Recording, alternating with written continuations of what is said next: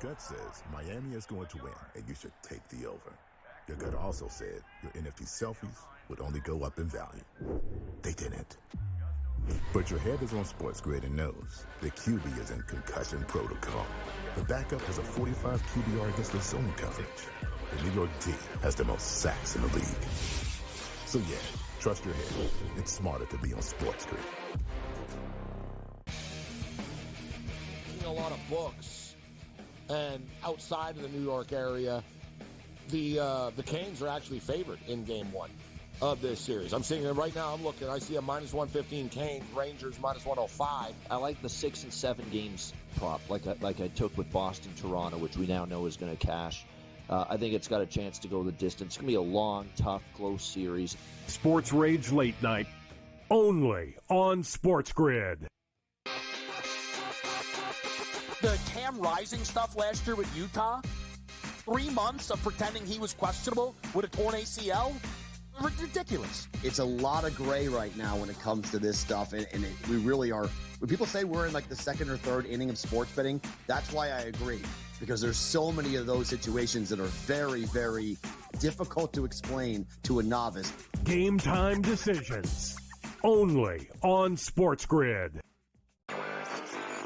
A surprise winner on the PGA Tour. Taylor Hendrick ends up winning his first PGA Tour win. He was pretty darn lucky to win. Ben Coles should have won that tournament, also seeking his first PGA Tour victory. He went into the 18th hole, the easiest hole on the golf course, with a one-shot lead, and he was there in two, just less than 30 feet from the cup. Newswire, only on SportsGrid.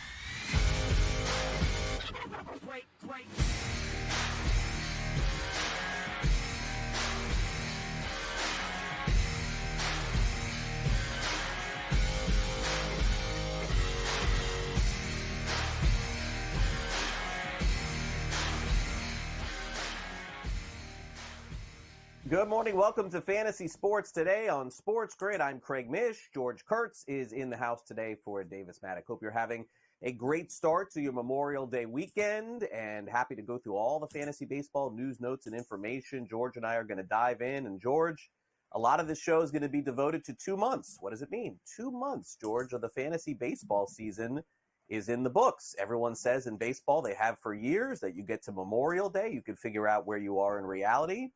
I think you can figure out where you are in fantasy as well. Yeah, I agree with you. I think Memorial Day is sort of the flag day, right? The 1/3 of the season is about over here, and we go from there. So that's where I am on Memorial Day. Also, you sort of take stock of your team. What do you need? Do you need stolen bases? Do you need wins? Do you need power? Whatever it might be. And now's the time, really, until July 4th, where you go out and get it. Right? Go out and find what you need here. So easier said than done, but that's the first 2 months I like to see how my team breathes, and now I need to go out and get what I need.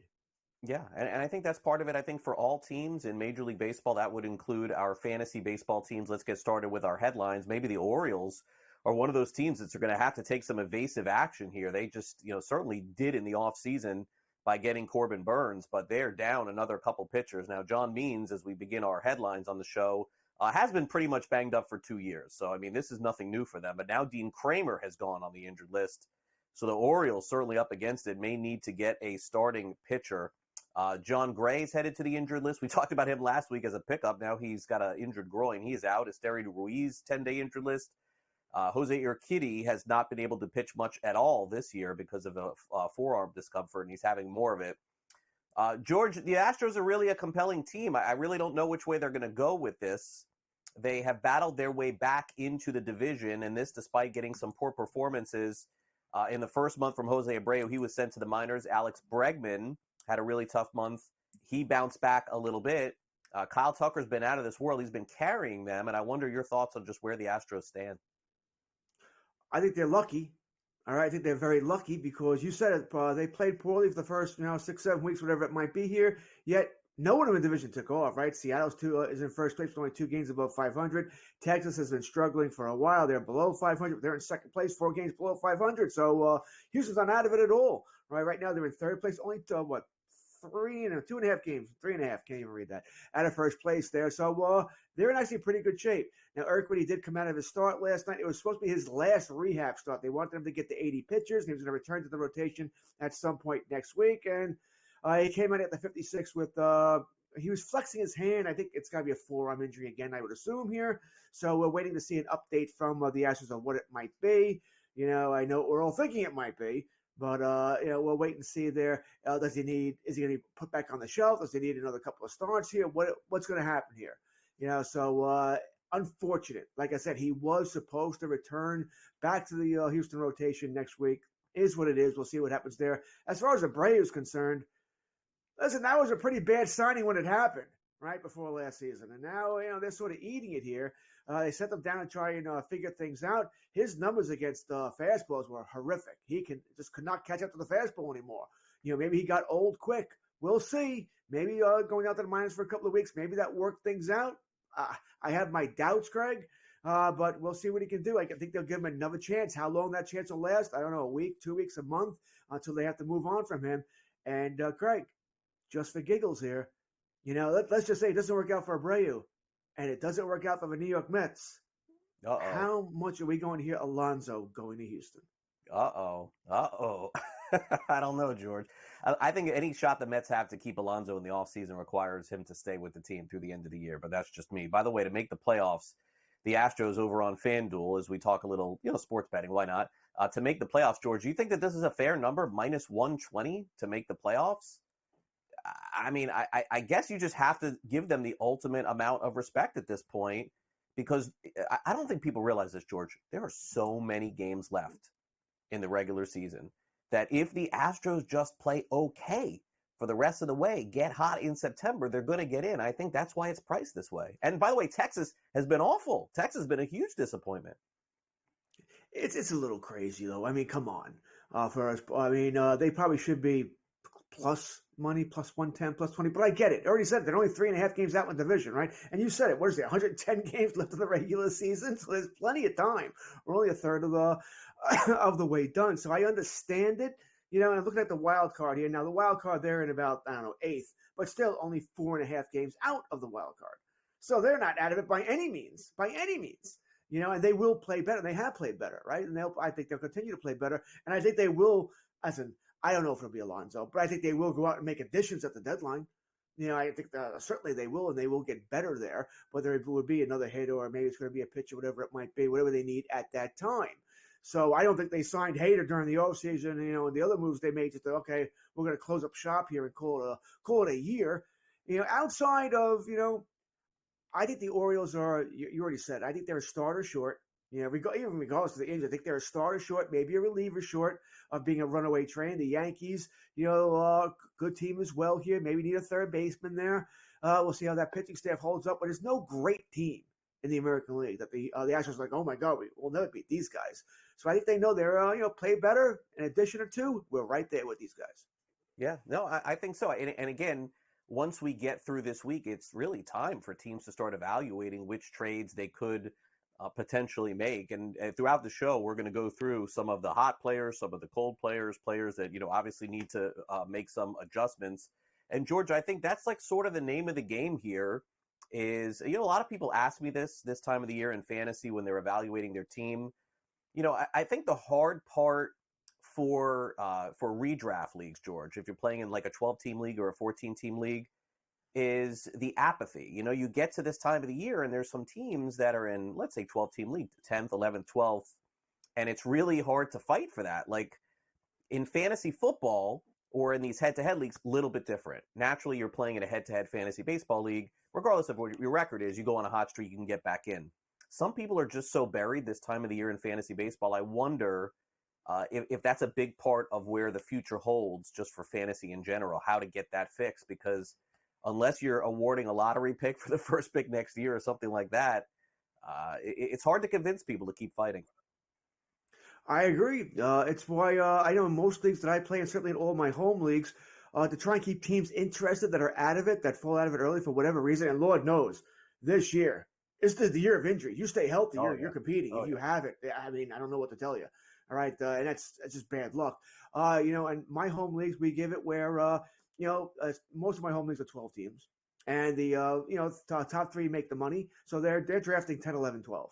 But if you finish 4th place, you pick 1st next year. 5th place, you pick 2nd. 6th, you pick 3rd, and on down. So there is some incentive to keep fighting all year long.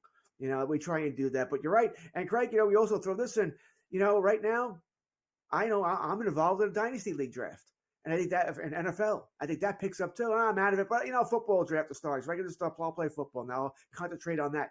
I think people get so upset because they don't play well early in fantasy. Things don't go their way. They don't want to fight. I'm that guy. I do fight. I'll make moves. Why not? I got nothing to lose. If I'm in 11th anyway, I'll finish in 11th. I'll finish in 12th. What do I care? So I'll make moves. I'll take chances here. I want to go down fighting in most leagues. Is the way I look at it. What's the worst thing that can happen to me? I finish 12th instead of 11th. What do I care? Yeah, no, I mean, that's part of it too. And, naturally we still have a couple of months before fantasy football becomes relevant. Don't tell that to Davis Maddock, but that's really the truth. I mean, most people who are not insane fantasy football players who do best ball leagues and who draft in June and July, the fantasy football radar, I think probably for most comes up in July. So folks, we got like 2 months to go until we get there. So lots of fantasy baseball talk here on the show. Maybe George will throw in a hockey pick or two. What an exciting game last night. Rangers and Florida Panthers with that series all tied up. And then, of course, we'll see if Edmonton can keep it rolling tonight. We'll take a quick time out here on the show. We'll be back with more FST. Don't go away. Okay, we'll do...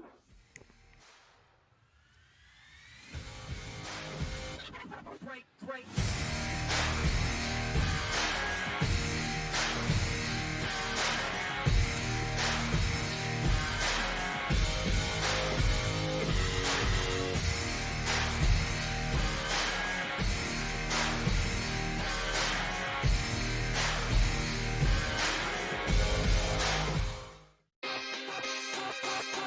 Using the parlays against one another, right? And being able to get a little bit of juice consig, I found to be a little interesting. Believe me, all the rhombuses and parallelograms are constantly trying to search and find out those things every day. It's one of the battles that you as you expand the menu, you encounter new battles. Game time decisions, only on SportsGrid. How fragile are these guys? It's amazing. They're supposed to be the greatest athletes in the world, and yet they can't walk and chew gum at the same time without getting hurt, for goodness sakes.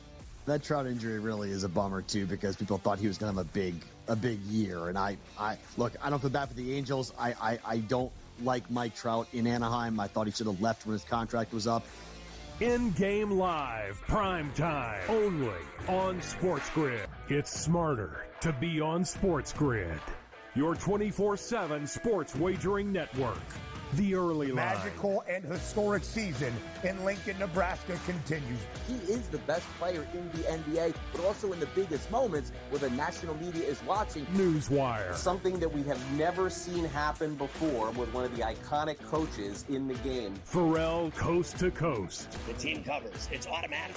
It's every time. Not sometimes. It's every time. Game time decisions. Luka is actually far more dangerous from three on the road this year than at home. This game here tonight, you may want to consider taking as many points as humanly possible. In-game live, prime time. We got not one, but two coaches fired systems in place. Sports Rage Late This sort of Night. has letdown written all over it. It's going to be hard to match the emotion that they played with the other night. It's smarter to be on SportsGrid.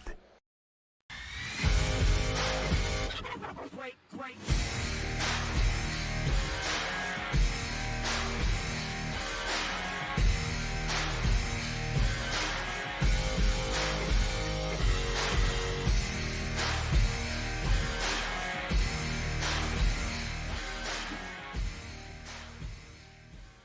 Welcome back to Fantasy Sports Today on SportsGrid. I'm Craig Mish along with George Kurtz. Happy Memorial Day to all of you this weekend.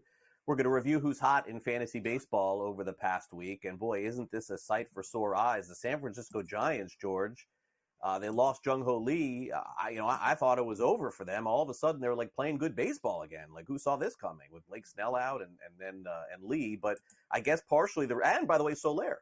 But partially the reason why, I guess, is because Matt Chapman has finally come alive. They gave this guy a monster deal in the offseason. He has 3 home runs over his past 7 games, George. I mean, they need this not just for a week. They need this for the season. The Giants are in a very precarious spot, as you know, offering big contracts to, Judge and Correa and not coming through on any of this stuff, and a lot of pressure to win this year in the front office. And Chapman's got to come through for them, and it's been a good week for him. Thank goodness for them. It has been a good week, and I want to believe. I do want to believe here, and I feel better about right-handed hitters in that park than I do left-handed hitters. Right, it's much better ball for righties than lefties there. I just don't think this is going to be a season-long thing. I think it's a guy you pick up. Maybe you're going to write him for a couple of weeks, and then you're like, I can't take this anymore, and you're moving on to the next guy here. I just don't think Chapman's going to be that long-term answer. Certainly not a third baseman. Maybe you can live with him at corner infielder, maybe as utility. I can see that. But as far as a long-term guy who's going to hit, you think he's going to hit 32 home runs, I just don't see it. I think he's a spurts guy. You want him in those spurts. If you have someone else on your reserves and your bench here, you can put in when he's not playing well. I think that's the way you want to roll with Chapman. He's just not a guy, Craig, that I can see going game in, game out. I think the Giants are playing well right now, but I think you give that a week, 2 weeks, it goes back down to where it was. I think they're more the team that has trouble hitting than the team that's going to, light up the scoreboard.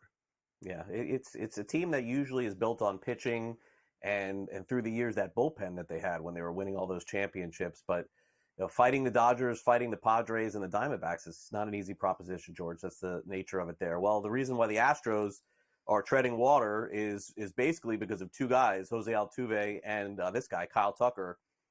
What's left to say about him, George? He's not getting a ton of notoriety here to win the American League MVP, and Soto and Judge have been out of this world over the last few weeks, and so Tucker continues to just fly under the radar for the Houston Astros. 4 home runs over the past week, 3 stolen bases.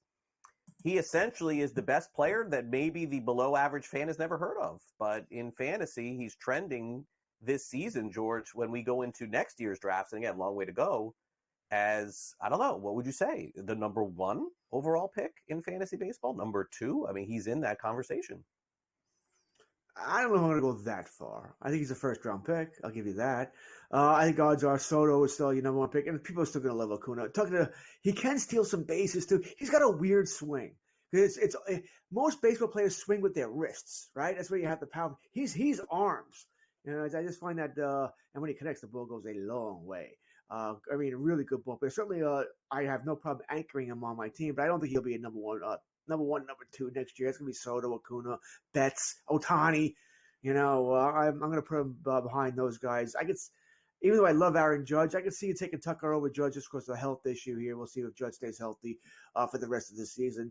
So I certainly put him in probably a top 8. Now I think about it, but let's face it, if Ohtani's pitching next year, he's probably your number 1. All right, especially in leagues where you can separate him, where you can start him as a pitcher and a hitter. He'll definitely be the number 1 guy there. We'll see if that happens next year. But it'll be a fun debate to have, fun argument to have. And as a Yankee fan, boy, this could be my rant for the end of the show. Please, I don't ask for much. Sign Soto, please. Please sign. Don't let him go. I don't want to hear the garbage that you can't afford him. Okay, sign Soto. Yeah, I don't know who you think is better than Kyle Tucker, but he is trending toward 45 home runs and 35 steals, George. I don't know how many players at the end of the year. And then, again, it's too preliminary to do this, but I think you are well underselling this player, going into next year. And again, a lot can happen between that. You think he'll go ahead of Soto? You think he'll go ahead of Betts? Not even a question. Betts, maybe not. Betts, maybe not. Maybe not. And maybe Soto's not. going to be better than Betts. How many stolen bases does Soto have? He'll steal. He's not. The Yankees don't want him to steal. He'll steal. Maybe he gets to double digits, and that's probably being kind. Kyle Tucker has 9 steals. He's on pace to steal 30 and hit 45 homers. He still won't go ahead of Soto because Soto will have more pub than he will. Soto's ADP will be higher. That's assuming he goes with he signs with, I don't know, a terrible team. We'll have a different conversation here. I think Ohtani will go higher. I think, look, you are not one to let your fandom ever get in the way. So I'm not going to accuse you of that. I've known you for 20 years, so I know you better than maybe anybody else here at SportsGrid. I know you keep it real with this. I think you're underselling Tucker. I think you are. I don't think you realize Well, Ohtani goes ahead of him, right? If you can, these stupid leagues where you can only pick one or the other during the week, yes, bets, yeah, because yes, I'm not going to fight down you to on 3. Bet. Okay, What about Acuna? Okay. Maybe. I'm down to 4 now. Yeah, we're moving him down. He's top 5. You like first round pick. He's definitely a first round. I said at least top 8 off the top of my head. I'm sure he could Bobby Witt be the number 1 overall pick. It's possible. Bobby Witt. He could be. He isn't. He's a great player. I have no problem from anchoring my team. No problem at all. Yeah, but I don't think he'll be in the running for the number 1. I had to sit up there. I went out of frame for a minute. All right, Kyle. I was getting upset. Kyle Tucker to Cole Reagans. How about Cole Reagans this week, George? Outdueling Tariq Skubal. 19 strikeouts, 13 innings pitched. Am I right here? Did Aroldis Chapman get traded to Texas from Kansas City for Cole Reagans? That was a horrendous trade. My gosh, the Royals made out well there. You think? Oops. That's a major oops here, right? Though. I mean, this guy, there's nobody running away with the Cy Young Award in the American League right now. They'll protect his innings by the end of the year, but he'll be in that running there, assuming they don't shut him down, which so many of these teams do here. So we'll see here, but he's been great. Yeah, no, he has. All right, we go from the best to the worst. Coming up next, we'll discuss Randy Arozarena, if he can turn it around, and go through some other players as well. You're watching Fantasy Sports today here on SportsGrid. Craig Mish, we got George Kurtz in from Davis Maddock on this Memorial Day weekend, and we'll be back right after these quick messages, so stay on the grid. Great.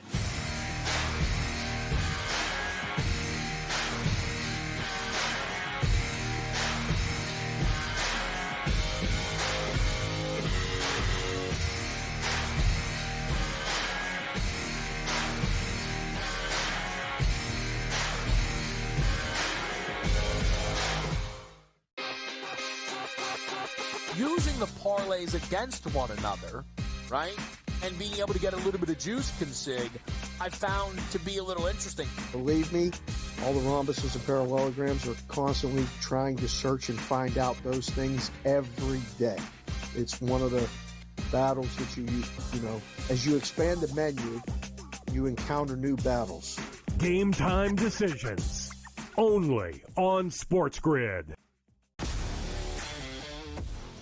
How fragile are these guys? It's amazing. They're supposed to be the greatest athletes in the world, and yet they can't walk and chew gum at the same time without getting hurt, for goodness sakes. That Trout injury really is a bummer, too, because people thought he was going to have a big year. And I look, I don't feel bad for the Angels. I don't like Mike Trout in Anaheim. I thought he should have left when his contract was up. In-game live, prime time, only on SportsGrid. It's smarter to be on SportsGrid. Your 24/7 sports wagering network. The early line. Magical and historic season in Lincoln, Nebraska continues. He is the best player in the NBA, but also in the biggest moments where the national media is watching. Newswire. Something that we have never seen happen before with one of the iconic coaches in the game. Pharrell, coast to coast. The team covers. It's automatic. It's every time. Not sometimes. It's every time. Game time decisions. Luka is actually far more dangerous from 3 on the road this year than at home. This game here tonight, you may want to consider taking as many points as humanly possible. In-game live, prime time. We got not 1, but 2 coaches fired systems in place. Sports Rage Late This sort of Night. has letdown written all over it. It's going to be hard to match the emotion that they played with the other night. It's smarter to be on SportsGrid. Great.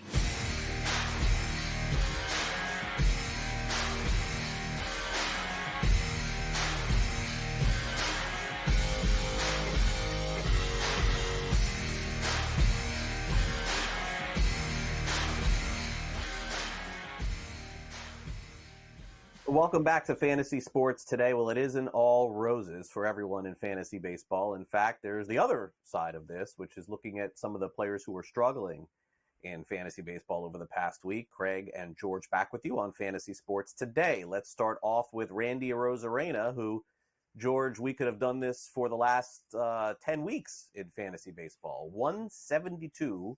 I think, if I'm not mistaken, that's a good week for Randy Arozarena is 172, right? I mean, based on his numbers. I mean, I don't know. I don't watch him close enough on a day-to-day basis to be able to tell you what's going on here. The other numbers sort of seem in line, the home runs, and he's not getting on base as much, so obviously that's going to be there. The Rays are not a sell-low team, so I don't think you should be in fantasy as well. It just happens like this. Some players have bad first halves. I think that's going to be the case with Arozarena. But you see, isn't that the problem? Because we're talking about Memorial Day being the flag, right? The first flag of the fantasy season. And you're looking at someone like a Arozarena who was a top 3 round pick, so a top 3 pick for you, who's not performing at all. I mean, I guess the power's okay. He's got 8 home runs. That's about on target for what he normally does, mid-20s. But everything else is just horrific here. What do? You know, you could sell low. You know, I would buy high. If you're asking me, would I buy him? Yes, I would take a chance. Outfielder, most of us have at least 1 week outfielder, right?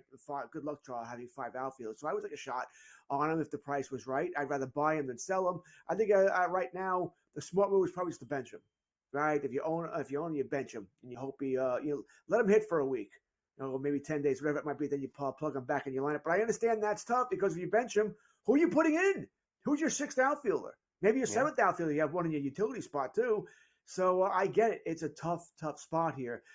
But the bottom line is this: I don't want to deal him. I do want to wait for it to come around. But 159, wow, that's killing you. Yeah, no, it's been a disaster for him. And by the way, some other Rays have come alive this year, new players that we've learned about this year, but it hasn't worked for Arozarena at all. Ryan Jeffers has been one of the best catchers in fantasy baseball. He had a tough week. I think with most of the players we're going to discuss, that's kind of what we have to decide, George. Just a tough week or the beginning of a downside. I don't know that there is any with Jeffers. You can't really find good catchers in fantasy. You're playing in a 2-catcher league. You look at that graphic and you just say, all right, no problem. We move on. Do you like 2-catcher leagues? I hate them. It's terrible. Why do we do it? I mean, you and I have been around forever. No idea. Right? It's always why? Why? Does any baseball team start 2 catchers? Why do we start 2 catchers in fantasy? Makes no sense whatsoever. Makes no sense. No. So I'm so against that. That being said, catcher.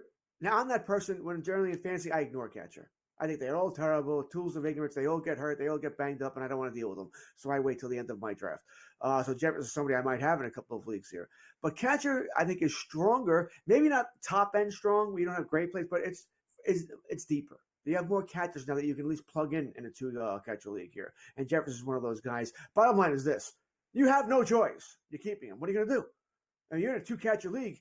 Good luck finding catcher 25, 26, 27. Right. I assume a 12-team league. So good luck. You have no choice. You got to ride it out. Yeah. All right. Bryce Miller on Seattle. What's interesting is Sam, our producer, there's the one graphic. Show me the next graphic too. This is Bryce Miller. The next one is Luis Castillo. Can you guys throw him up there when you get a chance? There's Miller. I'm calling for Castillo here. Do you guys have that one? Okay, not yet. They'll get it. He always has Castillo in the bad side. I don't know why. I think he's got something against Castillo. I can't figure it out. Always. A little bias against Castillo. Maybe they don't like Seattle. We don't like a little Northwest bias here. We're all for the East Coast. I think once again, I don't like Seattle. My biggest worry about Seattle is they're not hitting. I think the pitching will be fine, but they're not hitting. So your chance for getting a W for wins are lessened. Because they're going to have a lot of games here where they're going to pitch fine. They're going to give you a quality start, which I understand is not really. Don't get me started on whether 6 innings and 3 runs is a quality start, but that's what we consider it. But you don't get the W because the offense just doesn't show up there. So that makes a lot of the Seattle starters, 3 categories. You're going for your ratios there and your strikeouts. That's it. So that's what concerns me about the Seattle starters. But I think that they're a team that I think definitely needs to add a bat, another Alonso possible target there to help out our fantasy owners. So I'm not going to panic about Miller once again. There's nothing on the waiver wire in most leagues at pitching or outfield. Good luck. They're all hurt. You got to either ride it out or bench them with someone else that's on and plug in somebody else that's already on your bench. Yeah, and that's it. I mean, look, guys are going to have up weeks, down weeks. Seattle's pitching staff, generally speaking, is one of the better ones in Major League Baseball. All right, we'll take a quick time out on Fantasy Sports Today. We'll look at the waiver wire coming up next, see if we can identify a few players to pick up this week. Don't go away. Break.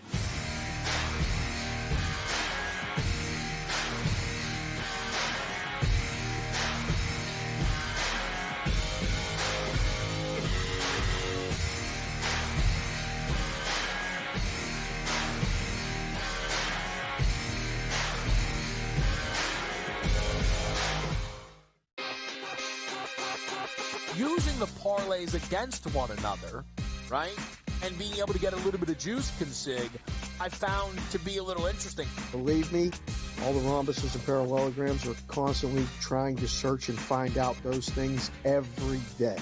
It's one of the battles that you know, as you expand the menu, you encounter new battles.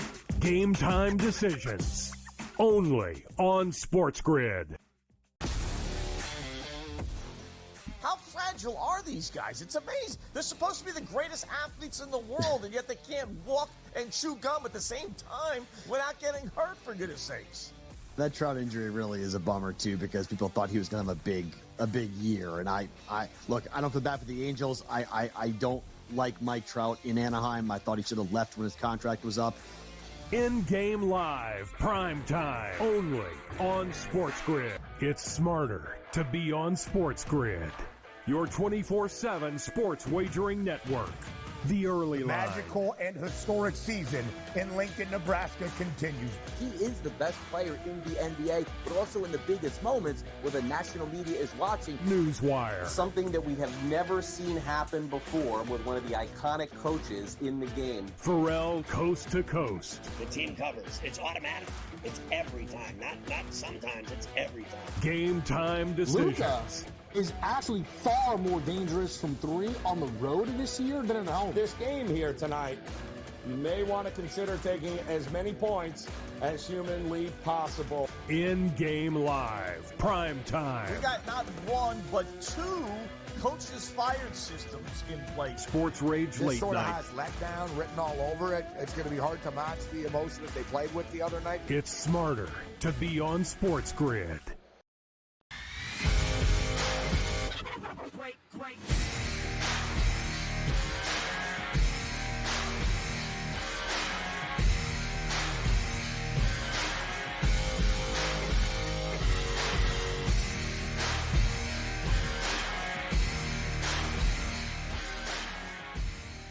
Let's head to the waiver wire in fantasy baseball and find some players that are less than half owned over on Fantasy Pros, George, and some low numbers, I think, for a few of the players here to add or drop. Let's start off with the ageless wonder, Kevin Pillar, who just stole his 100th career base. He's back in the big leagues again.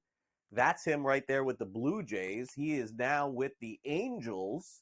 He has 5 home runs for the Angels this season. Now, you may say, what is going on? Why is Kevin Pillar playing? Well, there's somebody named Mike Trout that's on the injured list, and who knows when he's going to even come back.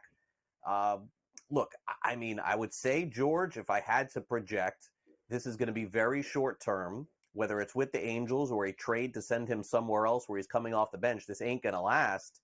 So what would you say here? American League only, 14-team leagues, grab them. Anything less than that, you're probably getting the downside of the David Pillar or Kevin Pillar experience here for the rest of the season. Yeah, I think you put it perfectly. All right, AL only, you got a million teams. Everybody gets grabbed. If you and I are on the waiver wire, we're getting a claim there, fine. But if you think you're grabbing Pillar in a mixed league or anything like that, and he's going to put up these magic numbers for you, good luck, and I got a bridge to sell you. No, I want very little to do with them, except, once again, if you're in an only league, everybody's being taken because we don't have enough players here and all the injuries that are happening every day. So you wake up every morning, okay, who's going on the IL today? That's a surprise. Didn't see that one coming. It's a frustrating year. So I could see him having some value in what you're talking about. But in any kind of mixed league, boy, I hope you can do better. Yeah. Let's now hit on a player that was on no one's radar at the beginning of the season, and this guy has been on fire. Cleveland's David Fry, who plays all over the field. He has 6 home runs, 19 runs driven in, striking out a lot, steals bases a little. I mean, George, Cleveland just has this knack for finding players. And look, with Kwan being out, I don't think they thought they'd be able to replace him, but this kid has done a great job. He has. All right. And you mentioned he's got some positional flexibility, which is always nice for us, right? We like that. Now, Kwan should be back within the next couple of days. I think he started his rehab assignment maybe yesterday, maybe today. So you think he'll be back midweek. I don't think Fry's going anywhere. I don't think. You never know what these teams are going to do here. So playing time could be an issue. as far as even if he does stay, maybe he doesn't play as much, or maybe he's that super utility guy. So we'll see how they work it here. But he's been a nice, useful little player. I can't say this enough. With all the injuries going on here, a guy that qualifies, check your league, at multiple positions is a nice guy to have, a nice little utility tool to have on your bench. Yeah, and I think that's really the key, is to have players just in case something happens. The same could be said for Luke Raley, who's finally coming into his own this season in Seattle. 4 home runs, 12 runs driven in, 3 stolen bases. The strikeouts still, I think, to me, that's really the key here. But naturally, it's the home runs that you're looking for. Yeah, I mean, I don't think most of us don't have a problem with power, right? Power's easier to find here. The Mariners, though, they need offense, period. So I do wonder, he's playing now, I think they're a team, by the way they're hitting. If you can hit, you're playing. It just doesn't matter. But I think there'll be an issue eventually where they're not going to have, they're not going to use someone like Raley. I think they got to look for an upgrade. I think Seattle made a huge mistake in letting Teoscar Hernandez go. I think they need to replace him. I think they needed another hitter even with Teoscar. So I think they need a couple of hitters here. I wonder if eventually Raley loses his job to that replacement. Yeah, I would agree. All right, now going into the season, we thought this would be the next great shortstop of the St. Louis Cardinals in Mason Wynn. He got off to a very slow start, but George all of a sudden has picked it up in a big way. We know he can defend. Now he's starting to hit. The Cardinals, by the way, are playing better baseball, and he has 7 stolen bases on the season. So I don't know if this is sustainable. I don't expect him to be Ozzie Smith or anything like that, but this is sort of what they expected with him and Walker, by the way, at the beginning of the year. But at least Wynn is still playing and playing in the big leagues. Walker's actually hitting in AAA. I think they will call him up in a bit here. Cardinals also they play in that England series, right? I know a buddy of mine's going to that. Have fun. Good luck. I think Mason Wynn, you said it. He's a glove first guy. So I think you were always going to have to be patient with him, right? That they're hitting you, hoping it was going to come around. Now, he's not the sexy name like so many of the other shortstops, the Wits of the world, Lindor, and Bichette, he's not quite that guy. I don't think he'll ever be that kind of hitter, by the way. So I think he's a guy who's more a middle infielder for you. Even when he's hitting well, he's more of an MI than a starting shortstop for you. But, the Cardinals are playing better. He's someone who I don't think he can hurt you and maybe pick up some bags for you. I know, Craig, the biggest problem for most of my teams, almost every team, it's not average, certainly not power. It's bags, stolen bases. I don't, and I know going into every draft, I don't draft for it. For whatever reason, I don't do it here. I look to pick it up during the season. Some people do that with saves. I do that with stolen bases. All right. And then finally, the hottest name in all of fantasy baseball off the waiver wire, without a doubt, is Luis Matos. Man, has he electrified the Giants. And with, I mentioned, Jung-Ho Lee being out for the season, it looks like, or at least a long period of time. Look at these numbers. 19 runs driven in for Matos since he's come up and making these catches over the wall. I mean, it says here on Fantasy Pros he's 38% owned. I'm going to guess, George, that after Memorial Day is going to be at least 50%. He's been picked up in every league that I have. Yeah, I think once again, Sunday night's the big pickup in most leagues. That percentage is going way up. I would agree with you. It's definitely over 50. I think he's a definition of a hot guy that you're not going to want on your team the whole season, but he's hot. And maybe I'm wrong. We've seen this before. Guys who figure it out.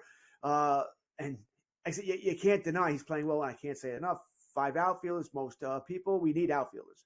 See, everyone's taking. You take a shot at him, see what happens here. If it doesn't work out, you move on in a couple of weeks. If it does work out, hey, you might have a league winner.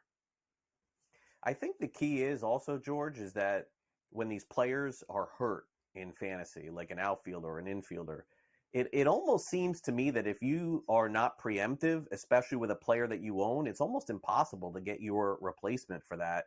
And I think I'm speaking more to of the deeper leagues, like 14-team leagues and the only leagues. But a guy like Matos, as an example, you never could have seen come up, barring some crazy injury. And even, by the way, with Soler being out, not that he plays a ton of outfield, they didn't pull the trigger on calling him up really until Lee went down. And that's really sort of the dynamic as to what we're facing here with this season.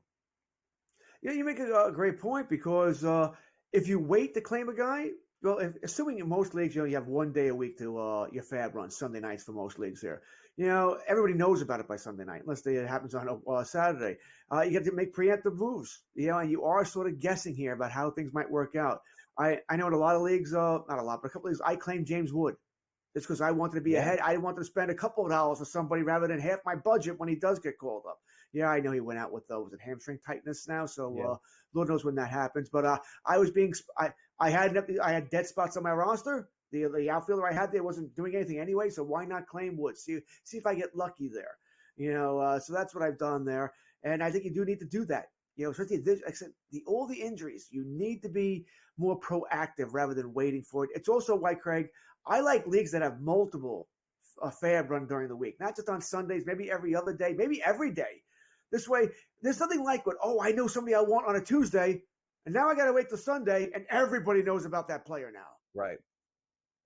And I think you bring up a great point, and for those people who have the minor league players available, it is really time to dive into that, because as the season goes on, and certainly you can identify the White Sox and identify the Rockies and some other teams, you're going to see a lot of players come up from the minor leagues. And so if you don't really stash or have the ability to stash them, you may be out of time here, because that's Super 2 time, the month of June. This is when it starts to happen. All right, coming up next, we dive into the pitchers on the waiver wire. An old friend from the Toronto Blue Jays appears. Also, is it possible that the Padres have a pseudo knuckleball pitcher succeeding at the big league level? What happens to all the knuckleballers? George and I will discuss that coming up next. This is Fantasy Sports Today here on SportsGrid. We're here till 11 a.m. Eastern, and then we turn it over to betting above the rim, getting you ready for tonight's game, of course, in the NBA. We'll be right back. Is there a game tonight?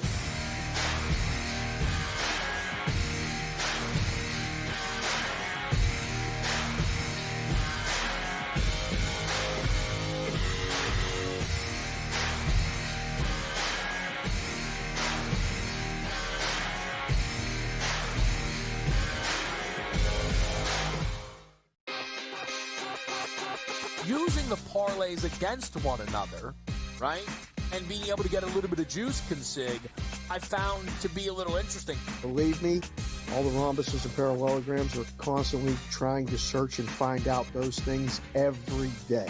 It's one of the battles that as you expand the menu, you encounter new battles. Game time decisions, only on SportsGrid. How fragile are these guys? It's amazing. They're supposed to be the greatest athletes in the world, and yet they can't walk and chew gum at the same time without getting hurt, for goodness sakes. That Trout injury really is a bummer, too, because people thought he was going to have a big year. And I don't feel bad for the Angels. I don't like Mike Trout in Anaheim. I thought he should have left when his contract was up. In-game live, prime time, only on SportsGrid. It's smarter to be on SportsGrid. Your 24/7 sports wagering network. The early line. Magical and historic season in Lincoln, Nebraska continues. He is the best player in the NBA, but also in the biggest moments where the national media is watching. Newswire. Something that we have never seen happen before with one of the iconic coaches in the game. Pharrell, coast to coast. The team covers. It's automatic. It's every time. Not sometimes. It's every time. Game time decisions. Luka is actually far more dangerous from three on the road this year than at home. This game here tonight, you may want to consider taking as many points as humanly possible. In-game live, prime time. We got not one, but two coaches fired systems in place. Sports Rage This Late sort of Night. has letdown written all over it. It's going to be hard to match the emotion that they played with the other night. It's smarter to be on SportsGrid.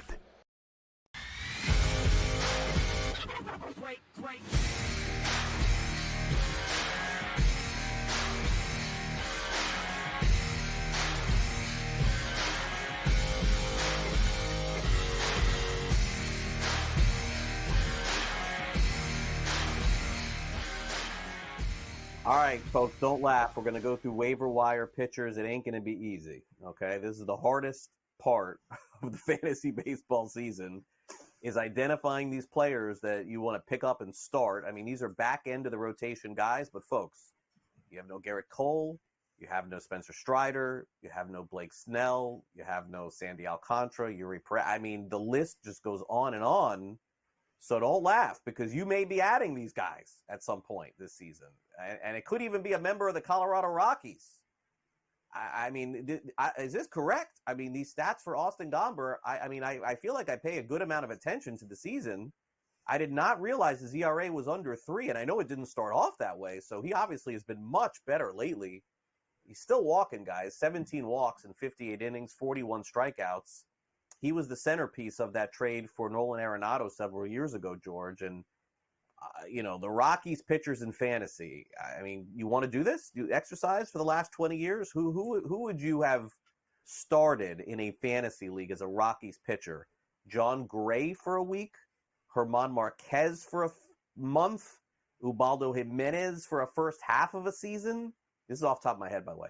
Jeff Francis? Remember Jeff Francis? Maybe you started him for a bit. Would you start any Rockies pitcher ever in fantasy? Because if you did with Gomber, you succeeded. I don't even look at it. All right. I mean, no, I did not know these stats, by the way. He's got a 1.11 whip, too, right? For those walks, you would think the whip would be higher. 1.11 in Colorado is actually freaking fantastic. I had no idea about these numbers. I'm looking at who he pitched. My first thought is, has he avoided pitching in Colorado? No, 3 of his last 4 starts, yes, but other than that, he's had 4 or 5 starts in Colorado, so he hasn't given up more than 4 earned runs to start the season. He's only given up 2 earned runs in his last 4 starts, so he's certainly hot. Can I make this move? I'd have to be desperate. I mean, I really would, because especially in a head-to-head league, maybe in a yearly long league, because if he gets one blow-up start, it's not going to kill me, but a head-to-head league, he gets that blow-up start, I just lost a week. So I'd be worried. Maybe right now, I think the best I could do is this matchup guy. All right. Yeah. Okay. He's facing this team. All right. I can plug him in this week, see what happens, but even a 2-start week, I'd be a little worried. Right. Can I get 2 starts out of him? And he's pitching so well where I shouldn't be worried about this, but I am. So that's my only issue is that it's sort of the thing where if he does blow it up, it's my fault and I knew better. Yeah, I mean, we just spent 2 minutes on a Rockies pitcher on Fantasy Sports Today. I wouldn't have thought we would do that back in March this season, but here we go. Now, I am old enough, and so is George, to remember when David Weathers was pitching in Major League Baseball. I definitely played fantasy baseball during David Stormy Weathers' career. I never had David Weathers, though, in fantasy because I don't think he was ever fantasy relevant. This is the first time his son, Ryan Weathers, has ever been fantasy relevant, pitching very well for Miami. Although the strikeouts are not going to be what some others are, his ERA is now down to 3.49, 56 innings pitched, 8% owned. And George, I think the thing for me with him is that you're playing in a league where it's like important for whip and ERA, like, okay, but Miami does not score. I mean, even last night, they only got 3 runs. They beat Zach Gallen last night, which is crazy, against Arizona. But in their wins, George, you can just go take a look at the llast few weeks. It's 1 run, 1-0, 2-1, 3-1. So Weather's not going to win a lot of games for you. And then the other part of it, too, is that who knows? I mean, the Marlins could trade him, too. We just don't know where they're headed. Yeah, it was a great start by Braxton Garrett last night in that win over Arizona. I think you said it about Weathers. Once again, in a standard league, 5 categories, you're down to 3 because wins are going to be tougher to come by because you can't make any mistakes. So you look at your ratios here and your strikeouts. Does he strike out enough guys for that? Probably not. So that's my issue here. The ratios could be good, but he's not going to give you really a bump up in strikeouts. He's not terrible at it, but he's not going to really give you that bump there. Wins can be a little tough. So that's my only issue here. Because generally, as much as we avoid pitchers in Colorado, I kind of look for them in Miami because that's a tougher ballpark to hit in. It's not known as a hitter's paradise, so the ratio should be good. But the offense is just not there yet. So that's my only issue with Weathers. And I think he's a guy you claim, and then once one of your pitchers gets healthy, he's that guy you release when you take someone off the IL. Let's now move to a knuckleballer, George. It's interesting. My son he just wrapped up his travel ball season, and he's been pitching, which is really very proud and an amazing to see your son succeed at that sort of level. But he's asked me, should he learn the knuckleball? Because he's got George, he's not going to be the biggest, the strongest, the fastest kid in the world, but he is very smart. And so he watches these YouTube videos. He's like, oh, let me see if I can throw the knuckleball. This Matt Waldron for the Padres, this is what he throws, George. Now, the difference, I guess, between Waldron and like Wakefield or R.A. Dickey is he does have an arsenal, right? So he does throw other pitches. So his knuckleball is like effective. His other stuff isn't as effective. And I think that's kind of part of his story, but he does have 52 strikeouts in 50. He's 7% owned. I would love to see him succeed. I don't know that I see it long term. He's sort of, back end starter right now. What do you make of a player like this? It's funny. The Yankees are in San Diego this weekend, and I was hoping he'd pitch because I would like to watch him and pay, Yankee, I'll pay more attention because I want to see how well that knuckleball goes here along with the rest of his pitches there. But he's not pitching against the Yankees, so we'll not see it. I said I think knuckleballs are fun. I do. You're right. He's not Wakefield. He's not R.A. Dickey, who threw a harder knuckleball here. It's part of his pitching, which got to drive the catcher nuts because catchers are very wary of calling this, especially when they're seeing it once of every 5 pitches. They can't catch the damn thing. Can't hit it. Can't catch it. Is he somebody? Once again, I think he's a matchup guy. Probably not someone you're going to want long term here. But everybody who's starting is valuable in some ways. Unless you're in a 10-team league, you're in a 12-team league and above. You must have injuries. All right, you must have ILs up the wazoo. I know I'm in double digits as far as IL moves I've made this year, and most of them are at pitcher. All right, so yes, he has some value here. He's pitching well. The strikeouts are there. Ratios are okay. And the wins, like I said, San Diego scores some runs here. So, yes, Walter's on my radar. Yeah, I do like to see him succeed. All right, let's close it out. Alek Manoah, all-star 2 years ago, low-level minor league pitcher last year. I'm probably leaving him on the waiver wire, George, or I'll have him, but I'll have him on my bench because I'm just so afraid there's going to be one of those starts, 2 innings, 10 runs, something like that. You just said it. I want him, but I want him on my bench. Want to watch him here. Craig, I still have a ticket on him from last year to win the American League Cy Young. Oops. Barrett. We'll be right back.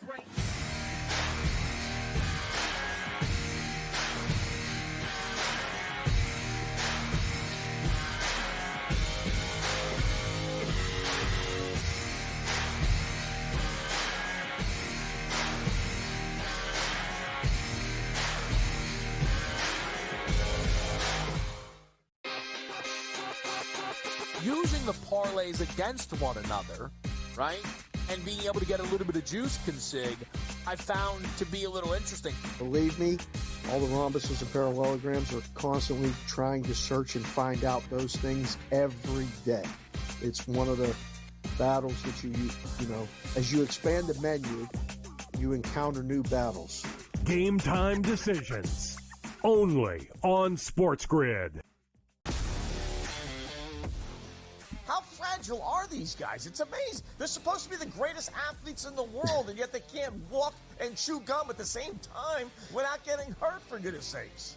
That Trout injury really is a bummer, too, because people thought he was going to have a big year. And I look, I don't feel bad for the Angels. I don't like Mike Trout in Anaheim. I thought he should have left when his contract was up.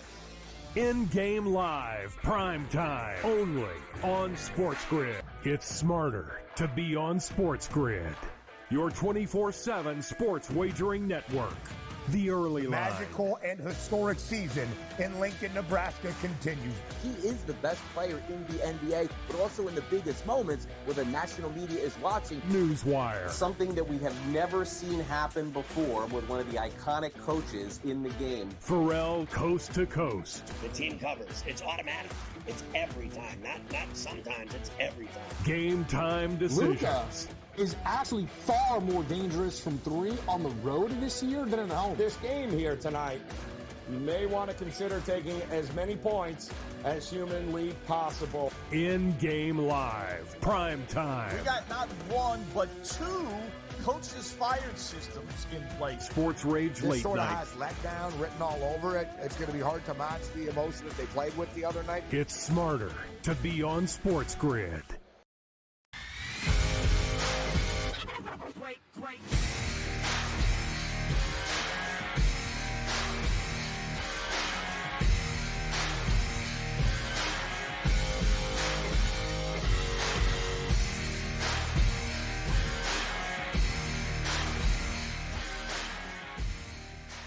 Welcome back to Fantasy Sports Today here on SportsGrid. It's time to take a look at some strikeout props over on the FanDuel Sportsbook for the afternoon games in Major League Baseball today. Let's start off, George, with Brady Singer of the Kansas City Royals taking on the Tampa Bay Rays. 5.5 strikeouts is his K prop today. The Rays are a strikeout team. The over +120, the under -154. Brady Singer, let's start there. Yeah, I mean, I'm going to like this. I don't love it, but I'm going to like it. As far as I didn't know what his K prop was till I looked at it, till you said it actually. And I'm looking at his strikeouts the last couple of games here. I'm like, I'll bet you it's 5.5, and that's about right. He struck out 9 in his last start. That was against Oakland, team that strikes out a bunch as well. 6 against Seattle, 4 against Milwaukee. Then he had 8 against Texas. 5.5 sounds about right. You said the key thing there. Tampa Bay strikes out a lot. They're not scoring. Singer should go at least 5+ innings, if not 6+. I'll take the over here. All right, I'll set you up with your next player here, Hunter Green of the Cincinnati Reds. They take on the Los Angeles Dodgers. Green has been a strikeout machine. What's going on with the Reds, by the way, this year? Talk about disappointing teams. To me, I think as far as like disappointment, I mean, I may have them at the top, man. Like, this is a team that's supposed to fight for the postseason. But anyway, Green strikeout prop 6.5 today against LA. The over is plus 104. The under is minus 132. I tend to look at this, George, and say if I have to lay that kind of juice, I pass. But what do you make of Green today against the Dodgers? By the way, I picked Cincinnati to win the division. That's not working out very well, so I'm right there with you. I think injuries are the reason there. A lot of their hitters got hurt, which I think slowed the team down. Let's say it's not the greatest division, maybe second half team. Green has only had less than 6 strikeouts twice in a start this season. Generally, he gets 6 or above. So you're not going under. I probably do agree with you where I'm leaving it alone. I wouldn't bet the under, and maybe I'm a little worried because of the juice of going over here, but I do kind of like this. I think he's going to get it here, but it'll be barely. So it's one you're going to sweat out, all right? You're going to have to sweat out. You better hope he goes deeper into the game here. So it's not – I like the Singer one much better. That's my way of putting this, but I think he's going to get it as well. Okay. One of the big surprises in baseball this year, the Braves did it again. They picked up a starter off the scrap heap. They actually picked up 2 starters off the scrap heap. I don't know. Chris Sale, scrap heap? I don't know if that's fair to say. Anyway, Reynaldo Lopez. This was a scrap heap guy, okay? 5.5 strikeouts today at the Pittsburgh Pirates. I'd love to see a Pirates lineup, George. You know, to me, that kind of tells the story here a little bit. And nothing against Rowdy Tellez, but, like, throw him in there. Give me the over 5.5 on the strikeouts. Today, they are such a swing and miss team when they have the platooning lineups going. So I haven't gotten a lineup there yet. But anyway, over 5.5, minus 120, under minus 106. Yeah, it's only 10 a.m. Eastern here. We're probably going to have to wait a couple of hours, right, before we're going to get those lineups in here, maybe within the next hour, hour and a half. That's always a key thing to look at here, by the way. He's only had 4, 4, and 5 strikeouts his last 3 starts here. So I'm probably leaning no. You know, I wouldn't take the over. I'm not paying minus 120 on this because you're betting on the Pirates striking out more than you're betting on Lopez striking them out, if that makes any sense here. So, no, I'm going to leave this one alone. All right, and let's close it out here finally with one more in fantasy baseball. And I think the important thing to note here when you're doing this, obviously, as George says, is wait for the lineups because George, no matter what Dylan Cease does today, is not going to be interested in this because it's against the Yankees. 6.5 strikeouts, over minus 132, under plus 104. Cease, a Cy Young Award candidate. This was a great trade, okay? I don't like all the Padres trades. They seem to make a lot of trades. They don't stop making trades. They may trade for me and you, George, but this one worked out. It did. But good for the Padres to go for it, right? In a year we thought they might be, they traded Juan Soto to the Yankees. Maybe they're going to lay back. The Dodgers make all these big moves. You know, they signed Donnie for $1 gazillion there, Yamamoto. And the Padres still said, I don't care. We're still going for it here. Now, the Yankees beat them up last night, right? Those home runs. It was just glorious. All those long home runs. It was glorious to see. It was fun. Now, that being said, the Yankees strike out. Stanton strikes out. Well, we want to make sure he's in the lineup. Once again, it's a little tricky that he could be given the day off here, but I don't think so. He had Thursday off, I think it was. But Judge strikes out. These guys can strike out. Doesn't mean the Yankees are going to lose the game here. All right, so I kind of lean over on this, but you're paying for it. Maybe you want to buy that down, or maybe you want to parlay it with something else here. I do lean the over, though, that he'll last long enough to get the 6.5 strikeouts. All right, so there you go. Strikeout props. That'll do it for hour number 1 here of the show. Coming up in hour 2, George and I take a look at the top hitters in the game, in fantasy, in the first 2 months of the fantasy baseball season. Ohtani, De La Cruz, and more. Stay on the grid. We'll have it for you next.